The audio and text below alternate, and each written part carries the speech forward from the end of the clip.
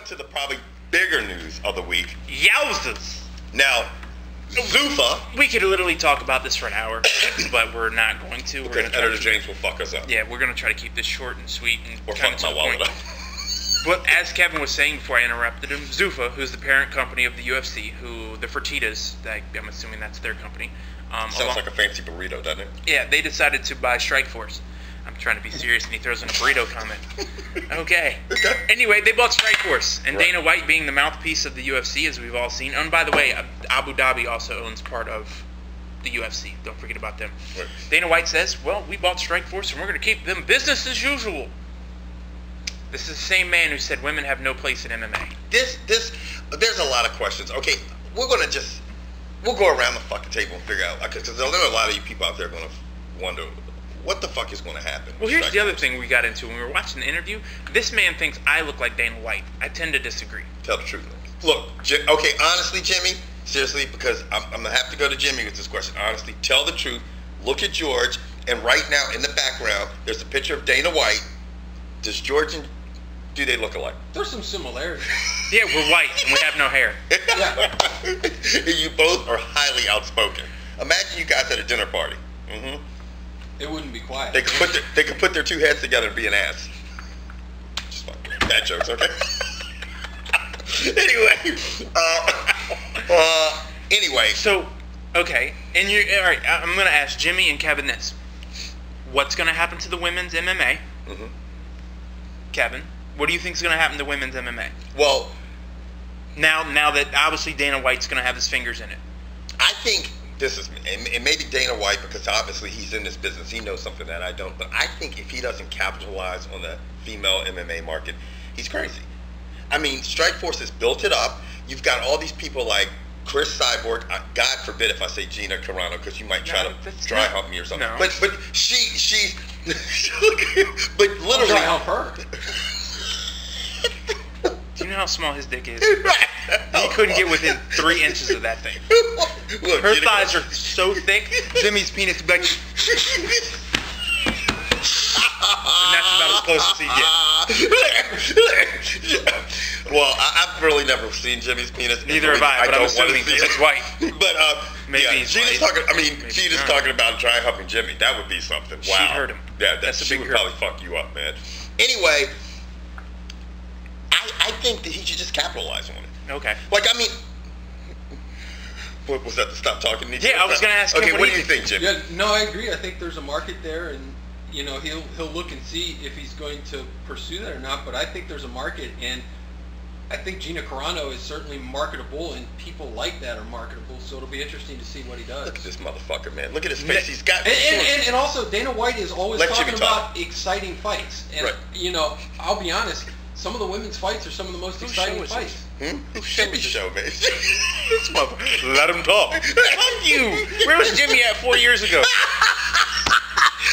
See, guys, I love the animosity. And Jimmy's got a fucking fan club. Hey, all you guys just leave comments about Jimmy below, because we want to see how big Jimmy's fan base is. Next question is, Okay. what happens with Fedor? Well, let's start with Jimmy. I think there's some good fights that he could have with, like you had mentioned, if he cuts weight, Dan Henderson, you brought that up. I think that'd be a good fight. I think there's guys in the UFC that would still be marketable fights for him. Right. One of our users on Twitter, Zion3, he said something about, like, hey, they could finally have him fighting Couture. I mean, that could be a good fight at 205. It would shock me if there's no cross promotion. Yeah. But now, Dana White has gone out and said that the one thing, and I will to Dana White's benefit, I mean, is true, they have always honored contracts. In the 10 years of them being in business, they have never not fucked up contracts.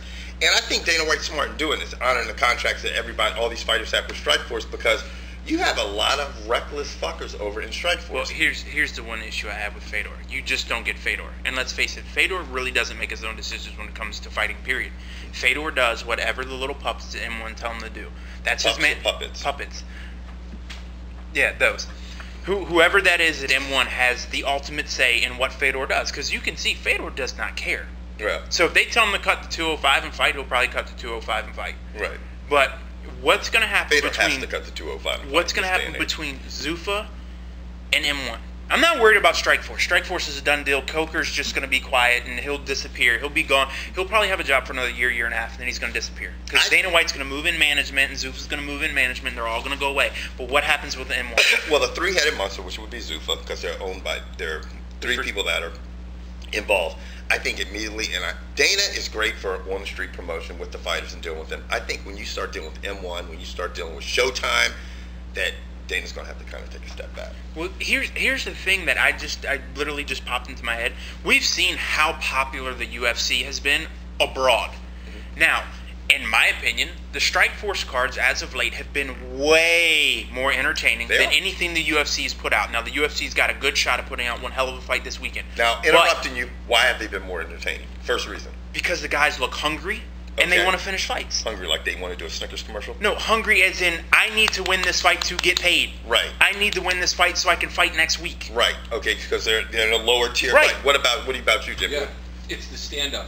Over and over, coming forward. Yep, it's the stand-up. Now, is Dana going to... But here's my thing. Okay. What if we can take Strikeforce and go put them in England, and put them in Germany, and put them in Dubai, and put them in Australia? Mm-hmm. Do they run the risk of becoming more popular in the foreign markets than the UFC? They could. Pride was.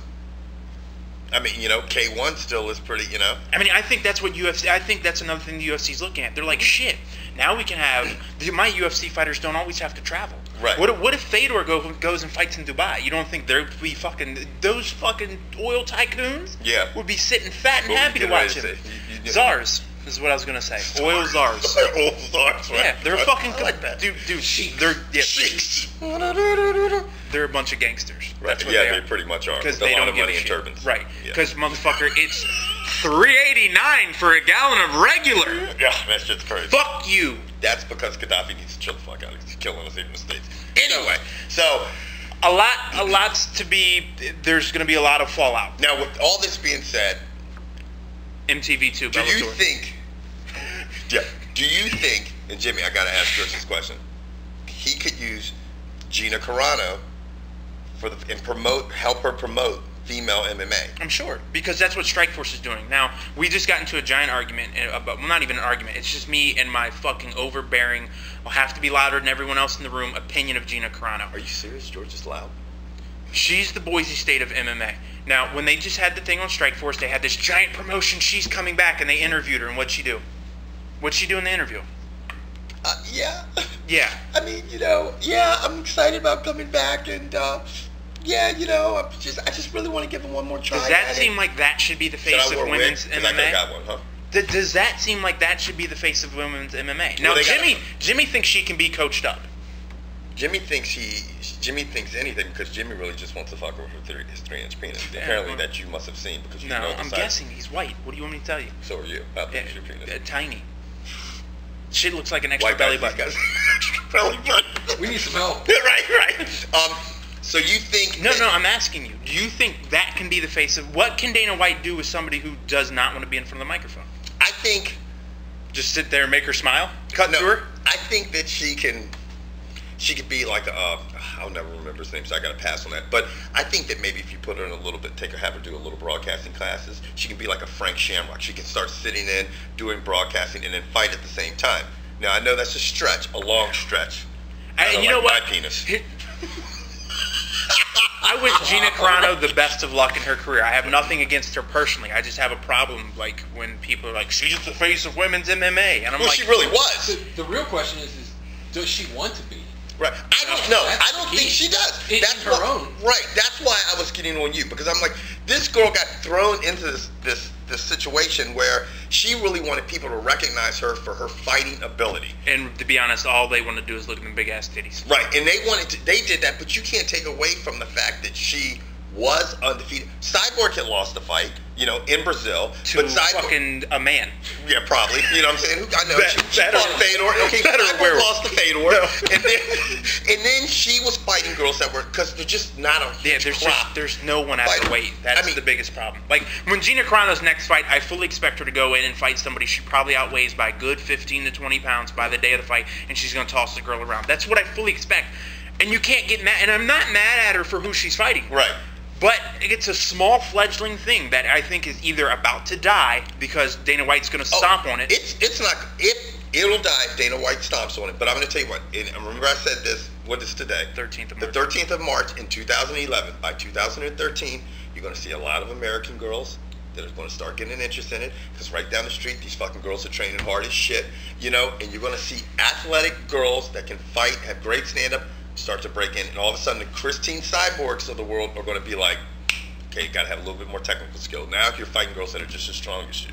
You know well, I hope so. Now that we're done rambling Yeah. and just made a 19-minute clip about Strikeforce, and James just going to cut him, let's move on to the last.